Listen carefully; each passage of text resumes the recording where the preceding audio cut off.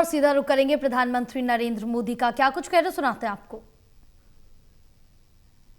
अर्थव्यवस्था का मुख्य आधार है। एग्रीकल्चर भारत की लॉन्ग टर्म डेवलपमेंट जर्नी का स्ट्रेटेजिक पिलर भी है और इसी सोच के साथ हमारी सरकार ने कृषि सेक्टर को लगातार मजबूत किया है।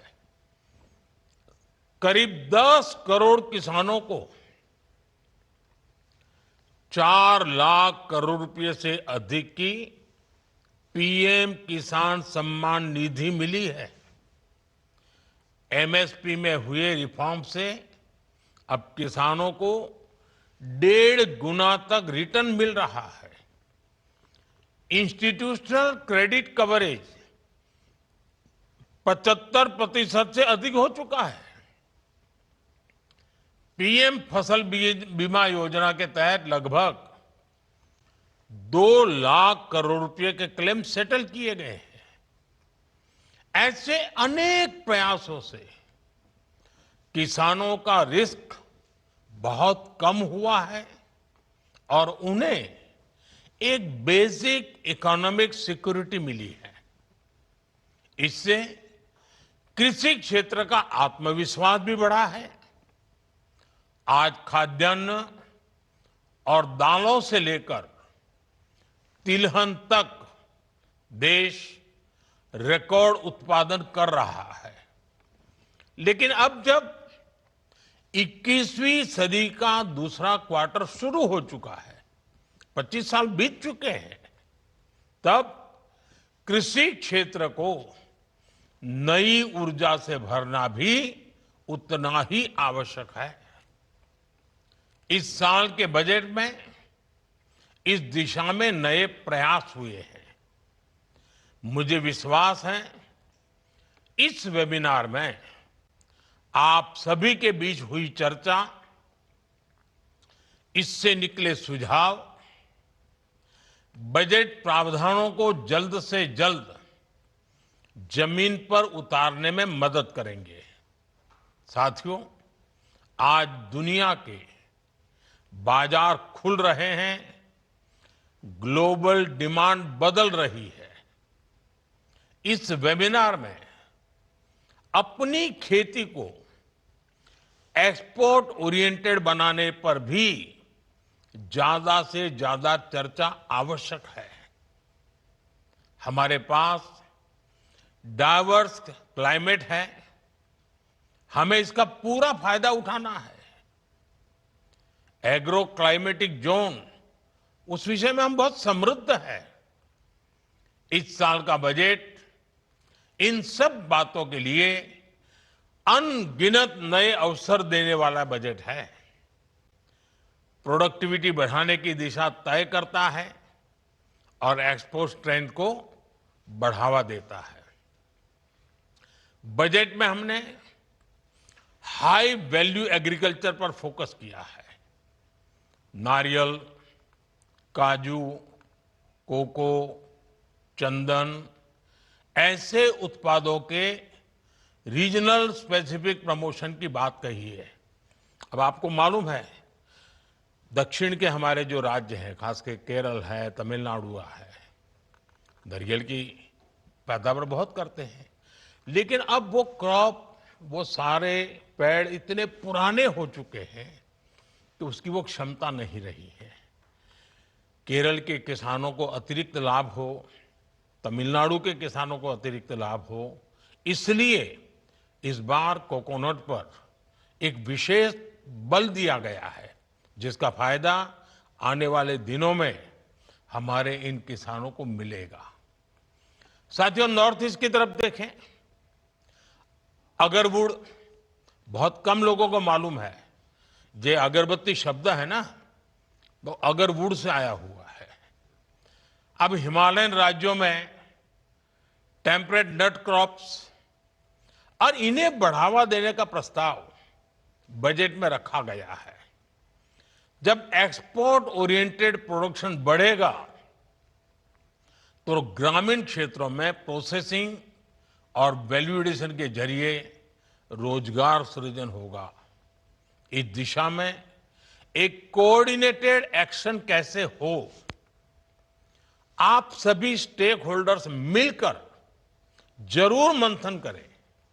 अगर हम मिलकर हाई वैल्यू एग्रीकल्चर को स्केल करते हैं तो ये एग्रीकल्चर को ग्लोबली कॉम्पिटिटिव सेक्टर में बदल सकता है।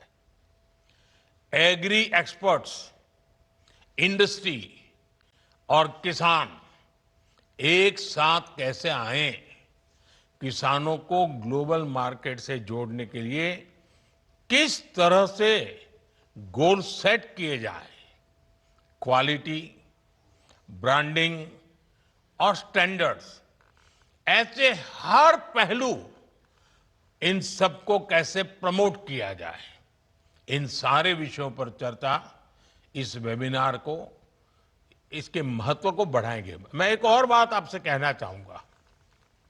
आज दुनिया हेल्थ के संबंध में ज्यादा कॉन्शियस है। होलिस्टिक हेल्थ केयर और उसमें ऑर्गेनिक डाइट, ऑर्गेनिक फूड, इस पर बहुत रुचि है। भारत में हमें केमिकल फ्री खेती पर बल देना ही होगा। हमें नेचुरल फार्मिंग पर बल देना होगा। नेचुरल फार्मिंग से, केमिकल फ्री प्रोडक्ट से दुनिया के बाजार तक पहुंचने में हमारे लिए एक राजमार्ग बन जाता है। उसके लिए सर्टिफिकेशन, लेबोरेटरी, ये सारी व्यवस्थाएं सरकार सोच रही है। लेकिन आप लोग इसमें भी जरूर अपने विचार रखिए। साथियों, एक्सपोर्ट बढ़ाने में एक बहुत बड़ा फैक्टर फिशरीज सेक्टर का पोटेंशियल भी है। भारत दुनिया का दूसरा सबसे बड़ा मछली उत्पादक देश भी है। आज हमारे अलग अलग तरह के जलाशय, तालाब, ये सब मिलाकर लगभग 4 लाख टन मछली उत्पादन होता है, जबकि इसमें 20 लाख अतिरिक्त उत्पादन की संभावना मौजूद है। अब विचार कीजिए आप, 4 लाख टन से हम अतिरिक्त 20 लाख टन जोड़ दें तो हमारे गरीब मछुआरे भाई बहन हैं, उनकी जिंदगी कैसे बदल जाएगी। हमारे पास रूरल इनकम को डाइवर्सिफाई करने का अवसर है। फिशरीज एक्सपोर्ट ग्रोथ का बड़ा प्लेटफॉर्म बन सकता है। दुनिया में इसकी मांग है। इस वेबिनार से अगर बहुत ही प्रैक्टिकल सुझाव निकलते हैं तो कैसे रिजर्वायर, उसके पोटेंशियल की सटीक मैपिंग की जाए, कैसे क्लस्टर प्लानिंग की जाए, कैसे फिशरीज डिपार्टमेंट और लोकल कम्युनिटी के बीच मजबूत कोऑर्डिनेशन हो, तो बहुत ही उत्तम होगा। Hatchery, feed, processing, branding, export, उसके लिए आवश्यक लॉजिस्टिक, हर स्तर पर हमें नए बिजनेस मॉडल विकसित करने ही होंगे। ये रूरल प्रॉस्पेरिटी, ग्रामीण समृद्धि के लिए वहां की high value, high impact factor के रूप में परिवर्तित करने का एक अवसर है हमारे लिए। और इस दिशा में भी हम सबको मिलकर काम करना है। और आप आज जो मंथन करेंगे उसके लिए, उस कार्य के लिए रास्ता बनेगा। साथियों, पशुपालन सेक्टर ग्रामीण इकोनॉमी का हाई ग्रोथ पिलर है। भारत आज दुनिया का सबसे बड़ा मिल्क प्रोड्यूसर है। एग्स प्रोडक्शन में हम दूसरे स्थान पर हैं। हमें इसे और आगे ले जाने के लिए ब्रीडिंग क्वालिटी, डिजीज प्रिवेंशन और साइंटिफिक मैनेजमेंट पर फोकस करना होगा। एक और अहम विषय पशुधन के स्वास्थ्य का भी है। मैं जब वन अर्थ वन हेल्थ की बात करता हूं तो उसमें पौधा हो या पशु, सबके स्वास्थ्य की बात शामिल है। भारत अब वैक्सीन उत्पादन में आत्मनिर्भर है। फूट एंड माउथ डिजीज, उससे पशुओं को बचाने के लिए 125 करोड़ से अधिक डोज पशुओं को लगाई जा चुकी है। राष्ट्रीय गोकुल मिशन के तहत टेक्नोलॉजी का विस्तार किया जा रहा है। हमारी सरकार में अब पशुपालन क्षेत्र के किसानों को किसान क्रेडिट कार्ड का भी लाभ मिल रहा है। निजी निवेश को प्रोत्साहित करने के लिए animal husbandry infrastructure development fund की शुरुआत भी की गई है। और आपको एक पता है, हम लोगों ने गोवर्धन योजना लागू की है। गांव के पशुओं से निकलना वाला मलमूत्र है, गांव का जो वेस्ट है, कूड़ा कचरा है, हम गोवर्धन योजना में इसका उपयोग करके गांव भी स्वच्छ रख सकते हैं। दूध से आय होती है, गोबर से भी आय हो सकती है। और एनर्जी सिक्योरिटी की दिशा में, गैस सप्लाई में भी ये गोवर्धन बहुत बड़ा योगदान दे सकता है। ये मल्टीपर्पज बेनिफिट वाला काम है और गांव के लिए बहुत उपयोगी है। मैं चाहूंगा कि सभी राज्य सरकारें इसको प्राथमिकता दे, उसको आगे बढ़ाएं। साथियों, हमने पिछले अनुभवों से समझा है कि केवल एक ही फसल पर टिके रखना किसान के लिए जोखिम भरा है। इससे आय के विकल्प भी सीमित हो जाते हैं। इसलिए हम क्रॉप डाइवर्सिफिकेशन पर फोकस कर रहे हैं। इसके अलावा national mission on edible oils and pulses, national mission on natural farming, ये सभी एग्रीकल्चर सेक्टर की ताकत बढ़ा रहा है। साथियों, आप भी जानते हैं, एग्रीकल्चर स्टेट सब्जेक्ट है। राज्यों का भी एक बड़ा एग्रीकल्चर बजट होता है।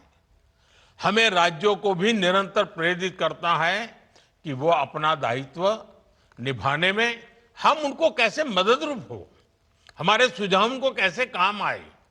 राज्य का भी एक एक पैसा जो गांव के लिए, किसान के लिए तय हुआ है, वो सही उपयोग हो।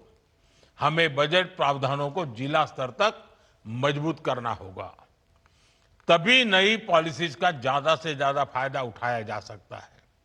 साथियों, ये टेक्नोलॉजी की सदी है और सरकार का बहुत जोर एग्रीकल्चर में टेक्नोलॉजी कल्चर लाने पर भी है। आज ई नेम के माध्यम से मार्केट एक्सेस का डेमोक्रेटाइजेशन हुआ है। सरकार एग्रीस्टेक के जरिए, एग्रीकल्चर के जरिए डिजिटल पब्लिक इंफ्रास्ट्रक्चर विकसित कर रही है।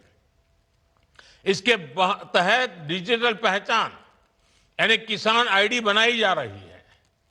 अब तक लगभग 9 करोड़ किसानों की किसान आईडी बन चुकी है और लगभग 30 करोड़ भूमि पार्सलों का डिजिटल सर्वे किया गया है। भारत विस्तार जैसे एआई आधारित प्लेटफॉर्म रिसर्च इंस्टीट्यूशंस और किसानों के बीच की दूरी कम कर रहे हैं।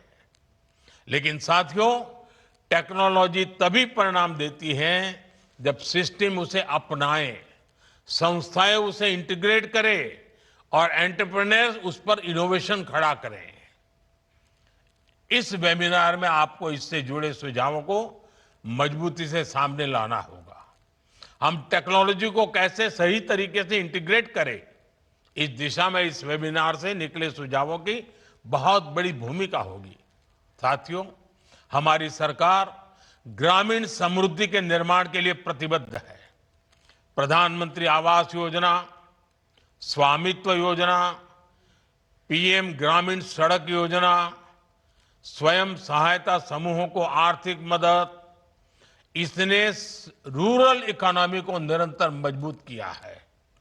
लखपति दीदी अभियान की सफलता की भी हमें नई ऊंचाई देनी है। अभी तक गांव की 3 करोड़ महिलाओं को लखपति दीदी बनाने में हम सफलता हो चुके हैं। अब 2029 तक, 2029 तक 3 करोड़ में और 3 करोड़ जोड़ना है और 3 करोड़ और लखपति दीदियां बनाने का लक्ष्य तय किया गया है। ये लक्ष्य और तेजी से कैसे प्राप्त किया जाए, इसे लेकर भी आपके सुझाव महत्वपूर्ण होंगे। साथियों, देश में स्टोरेज का बहुत बड़ा अभियान चल रहा है। लाखों गोदाम बनाए जा रहे हैं। स्टोरेज के अलावा agri entrepreneurs processing, supply chain, agri tech, agri fintech, export, इन सब में इनोवेशन और निवेश बढ़ाना आज समय की मांग है। मुझे विश्वास है आज जो आप मंथन करेंगे उससे निकले अमृत से ग्रामीण अर्थव्यवस्था को नई ऊर्जा मिलेगी। आप सबको इस वेबिनार के लिए मेरी बहुत बहुत शुभकामनाएं हैं और मुझे पूरा विश्वास है कि जमीन से जुड़े हुए विचार, जड़ों से जुड़े हुए विचार इस बजट को सफल बनाने के लिए, गांव-गांव तक पहुंचाने के लिए बहुत काम आएंगे। आपको बहुत बहुत शुभकामनाएं, बहुत बहुत धन्यवाद।